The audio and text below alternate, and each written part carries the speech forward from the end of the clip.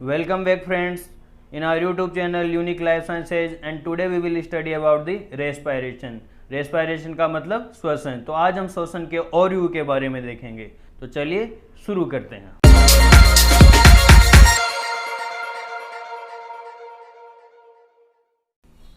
तो सबसे पहले देखते हैं इसके इंट्रोडक्शन के बारे में कि श्वसन क्या होता है। देखो श्वसन क्या होता है। श्वसन की बात करें तो श्वसन को जिसको हम इंग्लिश में बोलते हैं रेस्पायरेशन। श्वसन के नाम से ही लोगों को लगता है कि श्वसन का मतलब होता है सांस लेना, लेकिन सांस लेना होता है इंग्लिश में ब्रीदिंग और श्वसन का मतलब होता है रेस्पिरेशन। तो सांस लेना और श्वसन दोनों डिफरेंट रिलेटेड हैं लेकिन डिफरेंट है। तो आज हम इस कंफ्यूजन को दूर करेंगे कि रेस्पिरेशन क्या है और ब्रीदिंग क्या है। तो सबसे पहले देखते हैं कि रेस्पिरेशन क्या है। तो जैसे कि हमें पता है कि जीवों को कार्य करने के लिए ऊर्जा की आवश्यकता होती है और वो ऊर्जा हमें कहाँ से मिलती है? भोजन से प्राप्त होती है। तो जैसे हम भोजन करते हैं तो भोजन का पाचन होता है और पाचन करने के बाद में हमें उससे एनर्जी प्राप्त होती है। Living cells require an input of free energy. जितनी भी अपनी जीवित कोशिकाएं हैं तो उन सभी जीवित कोशिकाओं को जीवित रहने के लिए और अपने सारे फंक्शन मेंटेनेंस करने के लिए एनर्जी की आवश्यकता होती है।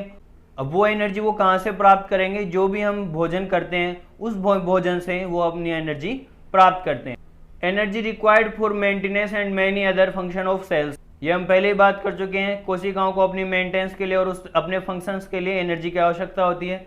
Cells acquire energy from the oxidation of organic compound that are rich in potential energy. अब देखो कोशिकाएं एनर्जी कैसे प्राप्त करती हैं? ऑर्गेनिक कंपाउंड से। अभी ऑर्गेनिक कंपाउंड कहाँ से आते हैं? जैसे हम भोजन करते हैं तो भोजन के तीन मुख्य कंपोनेंट होते हैं। कौन कौन से? Carbohydrate, protein and fat. तो हम जो भी भोजन करते हैं उनमें ये तीनों चीज मुख्यतः पाई जाती है। तो ज्यादातर हम भोजन करते हैं वो कार्बोहाइड्रेट युक्त भोजन करते हैं जिसमें ज्यादातर कार्बोहाइड्रेट आता है, प्रोटीन आता है और फैट आता है। तो ये क्या होते हैं? Organic compounds.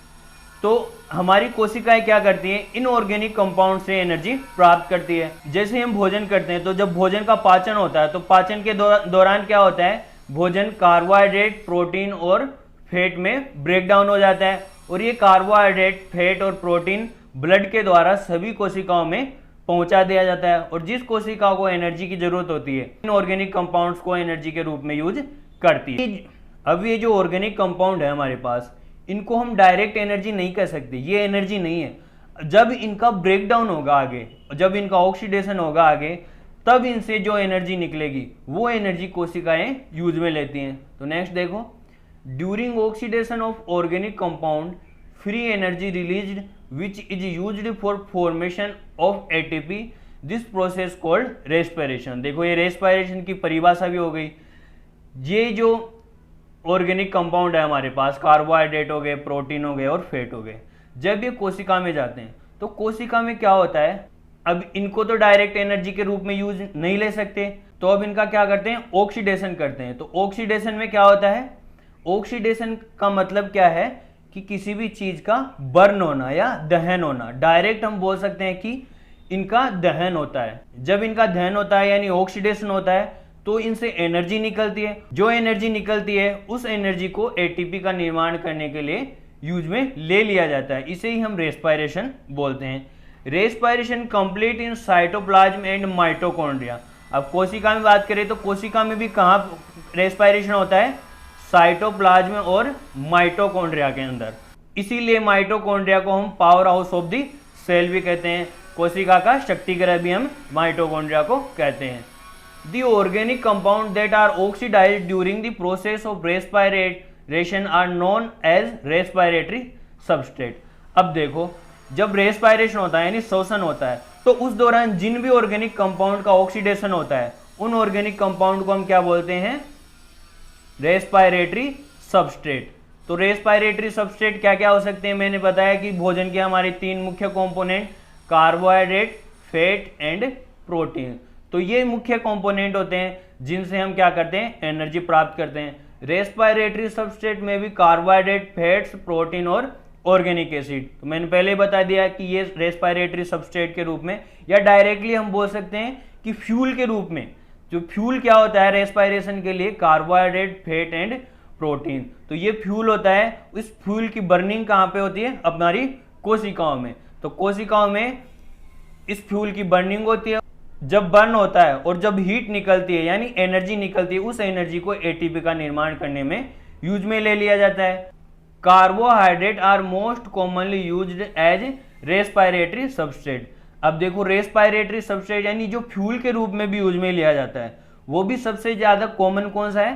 कार्बोहाइड्रेट, क्योंकि कार्बोहाइड्रेट का ऑक्सीडेशन आसानी से हो जाता है। तो मोस्ट कॉमनली कार्बोहाइड्रेट का ही ऑक्सीडेशन रेस्पिरेटरी सबस्ट्रेट के रूप में किया जाता है।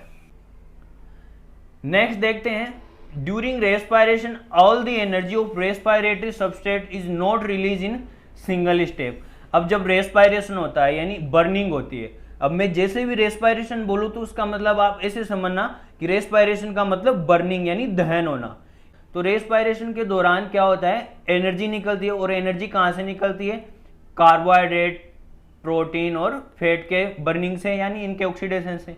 अब इनके ऑक्सीडेशन से डायरेक्ट ऐसे नहीं कि कार्बोहाइड्रेट का ऑक्सीडेशन हुआ और पूरा कार्बोहाइड्रेट एक साथ बर्न हो गया और उससे हमें एनर्जी मिल गई। ये एक स्टेप में नहीं होता है, ये मल्टी स्टेप्स में होता है। तो कभी भी इनसे जो एनर्जी निकलती है वो एक ही स्टेप में पूरी एनर्जी नहीं निकलती है। It is release in multiple steps and used in ATP synthesis.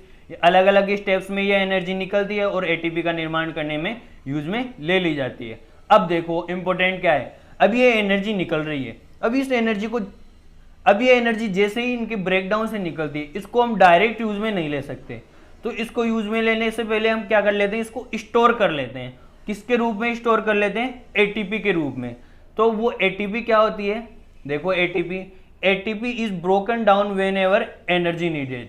अभी ये जो एनर्जी निकल रही है वो एनर्जी किस में स्टोर हो रही है? एटीपी के रूप में। अब जब भी हमारी कोशिकाओं को ऊर्जा की आवश्यकता होती है तो वो क्या करती है? एटीपी को ब्रेक डाउन करती है। जब एटीपी को ब्रेक डाउन करती है तो एनर्जी निकलती है और उस एनर्जी को अपने फंक्शन में कोशिकाएं काम में ले लेती हैं। ATP acts as the energy currency of the cell. ATP क्या कार्य करती है? ऊर्जा मुद्रा का कार्य करती है। हम एटीपी की स्ट्रक्चर के बारे में पहले ही पढ़ चुके हैं न्यूक्लिक एसिड वाले टॉपिक में। यदि आपने वो लेक्चर नहीं देखा तो ऊपर आई बटन पर क्लिक करके आप वो लेक्चर देख सकते हैं। ATP is high energy molecule. अब एटीपी क्या होता है? हाई एनर्जी मॉलिक्यूल होता है। इसका मतलब इससे उच्च मात्रा में एनर्जी निकलती है। अब वो कैसे निकलती है? देखो, एटीपी की संरचना देखो आप। एटीपी क्या है? एक न्यूक्लियोटाइड है। एटीपी क्या है? एक न्यूक्लियोटाइड। न्यूक्लियोटाइड की बात हम पहले ही कर चुके हैं न्यूक्लिक एसिड वाले टॉपिक में, वो जाके पहले देखिए। तो न्यूक्लियोटाइड क्या होता है? न्यूक्लियोटाइड में क्या होता है? एक शुगर होती है, पेंटो शुगर, एक नाइट्रोजन बेस होता है और फॉस्फेट ग्रुप होता है। तो ये तीनों चीजें मिलकर क्या बनाती हैं? न्यूक्लियोटाइड का निर्माण करती है। ये जो फॉस्फेट ग्रुप होता है, उस फॉस्फेट ग्रुप में ये जो दो बॉन्ड होते हैं, फॉस्फो एनाहाइड्राइड बॉन्ड, जिनके द्वारा दो फॉस्फेट आपस में जुड़ते हैं, ये बॉन्ड टूटते हैं तो उच्च मात्रा में एनर्जी निकलती है। Phosphate group are bind with high energy bond in ATP. अब एटीपी में क्या होता है? फॉस्फेट ग्रुप होते हैं, वो हाई एनर्जी बॉन्ड से युक्त होते हैं। तो जब इन बॉन्ड्स का ब्रेकडाउन होता है तो हाई एनर्जी लिबरेट होती है। The hydrolysis of ATP to ADP release 7.3 kilo calorie या 31 किलो जूल पर मोल एनर्जी निकलती है। अब क्या होता है? ये जो एटीपी है, जब एटीपी का ब्रेकडाउन होता है तो क्या होता है? ब्रेकडाउन में हाइड्रोलाइसिस होता है। तो हाइड्रोलाइसिस में क्या होता है? इसका एक फॉस्फेट ब्रेकडाउन होता है। जब एक फॉस्फेट का ब्रेकडाउन होता है तो इसमें एनर्जी कितनी निकलती है? 7.3 किलो कैलोरी या 31 किलो जूल पर मोल एनर्जी निकलती है। इसी प्रकार एटीपी से एक फॉस्फेट का ब्रेकडाउन हुआ तो क्या बन गया? एडीपी बन गया। और जब एडीपी से एक और फॉस्फेट का ब्रेकडाउन होता है तो क्या बन जाता है? एएमपी यानी एडिनोसिन मोनोफॉस्फेट। एडिनोसिन डाइफॉस्फेट से एडिनोसिन मोनोफॉस्फेट बन जाता है और 7.3 किलो कैलोरी एनर्जी लिबरेट होती है। अब नेक्स्ट देखते हैं जो रेस्पिरेशन की जो जनरल डेफिनेशन होती है वो क्या होती है? Breakdown of glucose molecule in carbon dioxide and water and liberation of energy called respiration. तो क्या कहते हैं, रेस्पायरेशन किसे कहते हैं कि ग्लूकोज का टूटना और कार्बन डाइऑक्साइड और जल का बनना क्या होता है, रेस्पायरेशन कहलाता है। और साथ ही साथ में इसमें क्या होता है, एनर्जी निकलती है। तो देखो यहाँ पर एक ग्लूकोज का मॉलिक्यूल है, यहाँ पर ये ऑक्सीजन के साथ क्रिया कर रहा है और यहाँ पर CO2 और वाटर निकल रहे हैं और साथ ही साथ में एनर्जी निकल रही है। और उस एनर्जी को किसके रूप में स्टोर कर लिया जाता है, ATP के रूप में स्टोर कर लिया जाता है। तो यहाँ पर तो रेस्पायरेटरी सबस्ट्रेट के रूप में ग्लूकोज यूज में आ रहा है, लेकिन fat and proteins can also be oxidised as fuel. तो ये भी फ्यूल के रूप में, रेस्पायरेटरी सबस्ट्रेट के रूप में यूज में आ सकते हैं। Oxidation of 1 gram carb and protein give 4 kilo calorie energy and 1 gram fat gives 9 kilo कैलो एनर्जी। देखो क्या होता है, जब 1 ग्राम कार्ब का या 1 ग्राम प्रोटीन का ऑक्सीडेशन होता है रेस्पायरेशन के दौरान तो कितनी एनर्जी निकलती है, 4 किलो कैलो एनर्जी। और जब 1 ग्राम फैट का ऑक्सीडेशन होता है तो कितनी एनर्जी निकलती है, 9 किलो कैलो एनर्जी। तो इसीलिए तो क्या करते हैं कि जब भी भोजन करते हैं तो उसमें फैट की मात्रा कम रखते हैं, क्योंकि उससे हाई कैलोरी मिलती है। तो कम मात्रा में ही हमें ज़्यादा कैलोरी मिलती है, जबकि प्रोटीन और कार्बोहाइड्रेट से कम मात्रा में कैलोरी प्राप्त होती है। नेक्स्ट है 1 mole of glucose is completely breaks down and gives 186 kilo calorie energy. देखो जब 1 मोल ग्लूकोज का ब्रेकडाउन होता है, 1 मोल का मतलब 180 ग्राम, यदि इसको ग्राम में कन्वर्ट करें तो 1 मोल से कितनी एनर्जी प्राप्त होती है, 686 कैलोरी।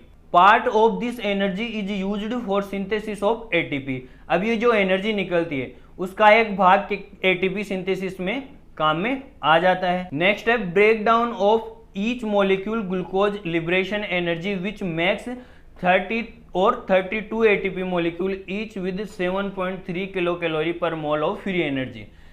देखो जब एक अणु ग्लूकोज का ब्रेक डाउन होता है तो उससे जो एनर्जी निकलती है उस एनर्जी से 30 या 32 ATP का निर्माण कर लिया जाता है। और प्रत्येक ATP से कितनी एनर्जी निकलती है, 7.3 किलो कैलोरी पर मोल, ये फ्री एनर्जी उससे निकलती है।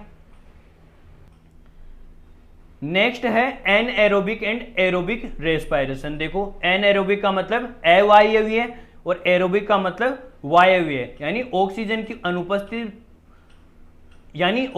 अनुपस्थिति और उपस्थिति। इसके आधार पर हम रेस्पायरेशन को 2 भागों में बांट रहे हैं, एनएरोबिक और एरोबिक, अवायवीय और वायवीय श्वसन। तो ऑन द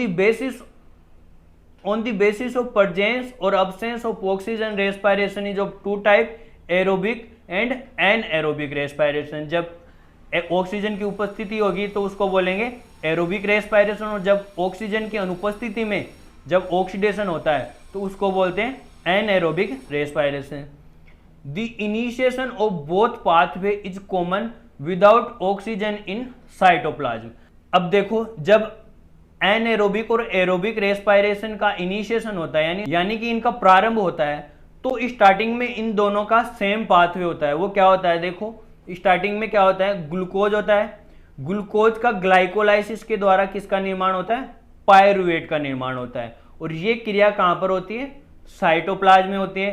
तो एरोबिक रेस्पायरेशन हो या एनएरोबिक रेस्पायरेशन हो, दोनों में क्या होता है, ग्लूकोज का पहले ग्लाइकोलाइसिस के द्वारा पायरुवेट में कन्वर्जन होता है। अब नेक्स्ट जो पायरुवेट का आगे ब्रेक डाउन होता है वो किसकी उपस्थिति में होता है, यदि वो ऑक्सीजन की उपस्थिति में होता है तो उसको बोलेंगे एरोबिक रेस्पायरेशन, और यदि वो ऑक्सीजन की अनुपस्थिति में होता है तो उसको बोलेंगे एनएरोबिक रेस्पायरेशन।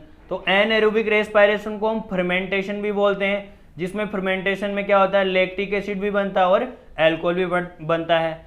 और यदि एरोबिक रेस्पायरेशन की बात करें तो एरोबिक रेस्पायरेशन में क्या होता है, पहले ग्लाइकोलाइसिस हो गया, ग्लाइकोलाइसिस के बाद में पायरुवेट जाएगा क्रेब्स साइकिल में, और क्रेब्स साइकिल के बाद में जाएगा ETS साइकिल में, और इसका कंप्लीट ऑक्सीडेशन हो जाएगा।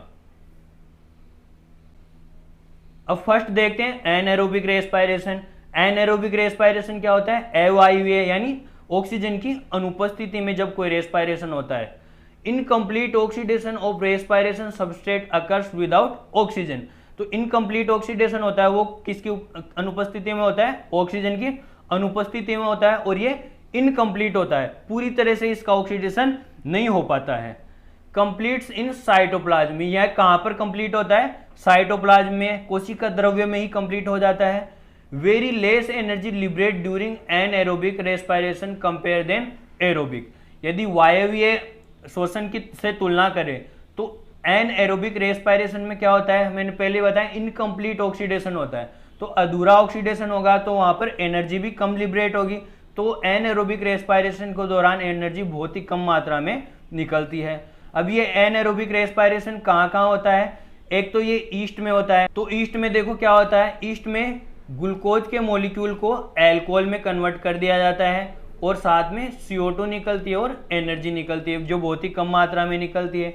और एनिमल्स में भी होता है, तो एनिमल्स में होता है तो जब हम एक्सरसाइज करते हैं, बहुत ज़्यादा एक्सरसाइज करते हैं, तो हमारी मांसपेशियों में क्या होता है, ऑक्सीजन की कमी हो जाती है, और जब ऑक्सीजन की कमी हो जाती है तो उस दौरान अवायवीय शोषण होता है। तो अवायवीय शोषण होता है मांसपेशियों में, तब क्या होता है, ग्लूकोज किस में कन्वर्ट हो जाता है, लैक्टिक एसिड में कन्वर्ट हो जाता है, और ये लैक्टिक एसिड हमारी मांसपेशियों में जमा हो जाता है, और इसी के कारण हमारी मांसपेशियों में दर्द या थकान महसूस होती है। जब भी हम एक्सरसाइज बहुत ज़्यादा कर लेते हैं तो क्या होता है, ऑक्सीजन की अनुपस्थिति हो जाती है मांसपेशियों में, और मांसपेशियों में ऑक्सीजन की अनुपस्थिति में क्या होता है, अवायवीय श्वसन कंप्लीट होता है, और उस दौरान क्या बनती है, लैक्टिक एसिड बनता है, और ये लैक्टिक एसिड ही क्या होता है, हमारी मांसपेशियों की थकान का कारण या दर्द का कारण होता है। आगे बात करें एरोबिक रेस्पिरेशन की, तो एरोबिक रेस्पिरेशन क्या होता है, यानी ऑक्सीजन की उपस्थिति में होने वाला रेस्पिरेशन एरोबिक रेस्पिरेशन या वायवीय रेस्पिरेशन कहलाता है। Complete oxidation of glucose in the presence of oxygen called aerobic respiration.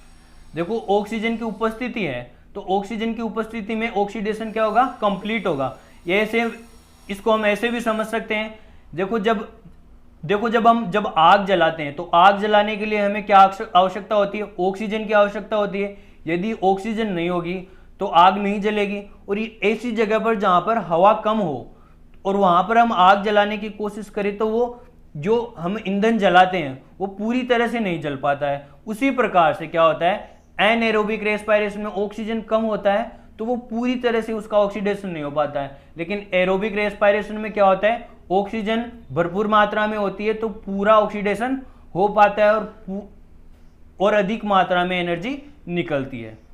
Aerobic respiration completes in cytoplasm and mitochondria. अभी जो वायवीय श्वसन है जो साइटोप्लाज्म और माइटोकॉन्ड्रिया दोनों में कंप्लीट होता है।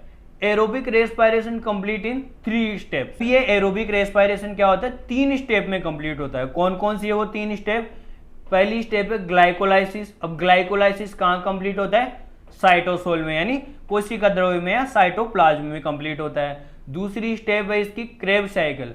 क्रेब्स साइकिल कहाँ कंप्लीट होता है, माइटोकॉन्ड्रियल मैट्रिक्स में। अब ये जो माइटोकॉन्ड्रिया है, माइटोकॉन्ड्रिया के अंदर द्रव्य भरा होता है जिसको हम क्या बोलते हैं, मैट्रिक्स बोलते हैं। इस मैट्रिक्स में क्या कंप्लीट होता है, क्रेब्स साइकिल कंप्लीट होता है। और थर्ड स्टेज है इसकी ऑक्सीडेटिव फॉस्फोराइलेशन, जिसको हम ETS यानी इलेक्ट्रॉन ट्रांसपोर्ट सिस्टम भी बोलते हैं। वो कहां पर कंप्लीट होता है, इनर माइटोकॉन्ड्रियल मेम्ब्रेन में। जो माइटोकॉन्ड्रिया की अंतः झिल्ली है उस अंतः झिल्ली में क्या कंप्लीट होता है, ETS साइकिल कंप्लीट होता है। तो इस प्रकार से एरोबिक रेस्पिरेशन 3 स्टेप्स में कंप्लीट होता है। इन 3 स्टेप्स की हम आगे डिटेल से स्टडी करेंगे। अब नेक्स्ट देखते हैं डिफरेंस बिटवीन एनएरोबिक और एरोबिक रेस्पिरेशन, अवायवीय और वायवीय श्वसन में क्या अंतर होता है। तो सबसे पहले पॉइंट वाइज देखते हैं रिएक्टेंट्स, कि इसमें क्रिया कारक क्या क्या होता है। तो क्रिया कारक की बात करें तो इसमें अवायवीय में सिर्फ ग्लूकोज होता है, और वायवीय में क्या होता है, ग्लूकोज और ऑक्सीजन दोनों क्रिया कारक के रूप में कार्य होता है। कंबशन, इसका दहन होता है, वो कैसे होता है, एनएरोबिक में देखें तो इनकम्प्लीट दहन होता है। जो मैंने पहले ही समझाया कि अगर हवा की या ऑक्सीजन की कमी होगी तो दहन कंप्लीट रूप से नहीं हो पाएगा। और एरोबिक की बात करें तो उसमें कंप्लीट कंबशन या दहन होता है। एनर्जी यील्ड की बात करें तो इसमें एनर्जी का उत्पादन कितना होता है, तो इसमें बहुत कम एनर्जी निकलती है, सिर्फ 2 एटीपी निकलते हैं। और इसमें एरोबिक में देखें तो हाई होती है एनर्जी, 36 से 38 एटीपी इसमें निकलते हैं। प्रोडक्ट्स की बात करें तो इसमें प्रोडक्ट के रूप में क्या क्या बनते हैं।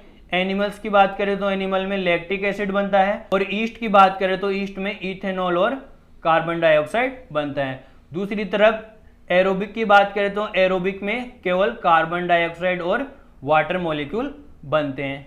लोकेशन कहाँ पर कंप्लीट होता है, ये सिर्फ साइटोप्लाज्म में कंप्लीट होता है और ये साइटोप्लाज्म और माइटोकॉन्ड्रिया दोनों में कंप्लीट होता है। स्टेज की बात करें तो स्टेज में इसमें 2 स्टेज होती हैं, सिर्फ ग्लाइकोलाइसिस और फर्मेंटेशन। इसकी स्टेप्स की बात करें तो ग्लाइकोलाइस हो गया, लिंक रिएक्शन हो गई, क्रेब्स साइकिल हो, लास्ट में इलेक्ट्रॉन ट्रांसपोर्ट चेन हो गई। तो ये थे एनएरोबिक और एरोबिक रेस्पिरेशन में अंतर, कि इनमें क्या क्या अंतर होते हैं। तो आज हमने श्वसन के बारे में जो ओवरव्यू देखा है, उस ओवरव्यू से कुछ चीजें निकल के आई हैं कि एरोबिक रेस्पिरेशन होता है वो 3 स्टेप्स में कंप्लीट होता है, ग्लाइकोलाइसिस, क्रेब्स साइकिल और ईटीएस साइकिल। तो नेक्स्ट वीडियो लेक्चर में हम एरोबिक रेस्पिरेशन को स्टेप बाय स्टेप डिटेल से स्टडी करेंगे। आई होप आपको ये रेस्पिरेशन का ओवरव्यू अच्छी तरह से समझ में आ गया होगा। और यदि आपको ये वीडियो लेक्चर अच्छा लगा तो वीडियो को लाइक कीजिए, और यदि आप नए हैं तो चैनल को सब्सक्राइब कीजिए और अपने दोस्तों के साथ ज़्यादा से ज़्यादा शेयर कीजिए। तो मिलते हैं नेक्स्ट वीडियो लेक्चर में, तब तक के लिए टेक केयर, बाय, जय हिंद।